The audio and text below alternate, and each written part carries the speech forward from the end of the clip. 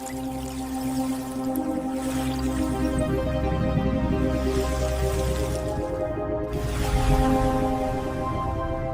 everyone, what's up? Derek here. Today I'm going to touch a little bit on the tech side of things. Last week was the WWDC conference put on by Apple every year. This is when they actually talk about the latest, greatest features coming out, specifically iOS, macOS, iPadOS, tvOS, watchOS, all of their different operating systems. Overwhelmingly about the new Siri, which is, I think, going to be very interesting for business owners and operators and how they do their day-to-day and how they actually use digital assistants on their phone. I've installed iOS 27 beta, and really this thing is still beta. It's developer beta, so I don't recommend installing this until later on when it gets released in the fall. But it's now actually becoming a on-screen assistant that we've been asking for, and something that actually help us do our day-to-day. On screen, it can actually see your on screen. When you ask it questions, it can look at your screen, it can make suggestions and read information. It's a little bit buggy here and there, but for the most part, it's doing a great job. I asked it to actually go in and add in calendar items to block off pretty much my days when I'm on vacation in a few weeks. And I just said, go in there and actually block up Monday through Friday, 9 to 5, so nobody can actually schedule anything during those calendar days. And it did it automatically. So it just reads the calendar, has access to all that. I can see some issues though, the fact that it's locked into that Apple ecosystem. So I haven't seen yet where it's going to be nice to play with when it comes to, say, Gmail, Google Calendar, or any other apps you might be using. So we'll see what happens with that. I imagine the intents and the ability for them to actually connect the apps that allow the developers to connect their apps into the system. So really what this release is all about is that it can actually read your business data.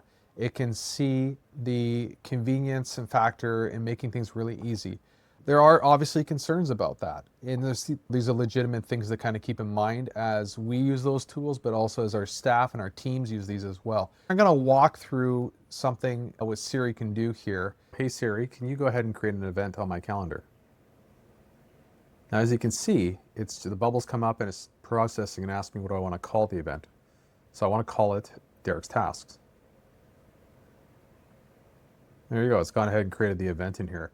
Just as easy as that. And so that's just like natural language we've been using on here, which is pretty cool that we're able to do that inside of this tool. So as we kind of navigate through here, you can see it's created all the events just as I want, which is pretty awesome compared to trying to do that on the old Siri. This was not as easy. I probably would have had to just give up and kind of cancel and start over again. Okay, so here's another example that I think is interesting. So what I've done here is I've just taken an email. It's just a fake email I did in another AI tool in ChatGPT. I said just write a fake email where someone's raising money.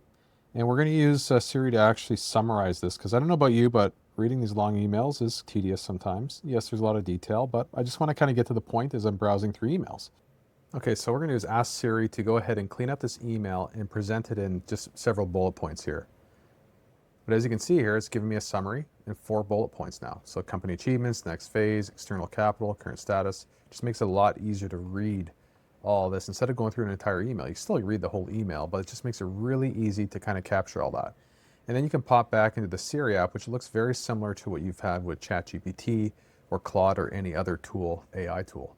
So one of the things I think is really cool about Apple's implementation versus what Google's doing or any other AI vendor is the fact that the privacy is a big deal. Data is actually being primarily processed on the iPhone. And I can actually feel it. The phone does get warmed up quite a bit when I'm actually doing things, and maybe that'll get changed on different versions of phones. If you're on an older iPhone, it might not work as well as you would want it to. There are some ways it does actually offload to the cloud depending on the complexity of the actual prompt that you've made with the phone. But for the most part, it's actually running off of your phone, which is pretty cool. And even when it does leave the device, it's leaving it in an anonymous state as well as through Apple's own servers and whatnot. On a phone that holds your contact information, your emails, your calendar, your notes, everything like that, I'm able to actually look back and ask it questions. All exciting stuff, of course, and I love tech. I love the advancements that are happening, but there are some real world risks about this. You're basically opening up your entire data set to a device. When it comes to your own staff using the tools too, they're going to be using private information. So yes, everything's encrypted on a phone and all that, but if you have a situation where your staff and employees are using on company phones that are not actually locked down through an MDM or whatnot, then this could be a big issue where customer information, company secrets, details, trademark information, copyright, all that is going to be tied into the different conversations that your staff are having with Siri. From my early tests so far with Siri is that it can actually access a lot of information. So there are ways around this. There are ways to actually put in protocol to really assess that risk, but it's something you need to keep in mind. The technology is cool, but you have to evaluate everything because it's a whole different paradigm now where information can be accessible from really all over, and anything that's been documented, any kind of email, any message, anything I might have saved on my desktop that I just kind of parked there for a while if I'm on a Mac could pop up in any kind of search or conversation. So these are things to kind of keep in mind as you're starting to explore these technologies. So this kind of just pairs back with the shadow conversation I had as far as with AI and how that's going to impact the world.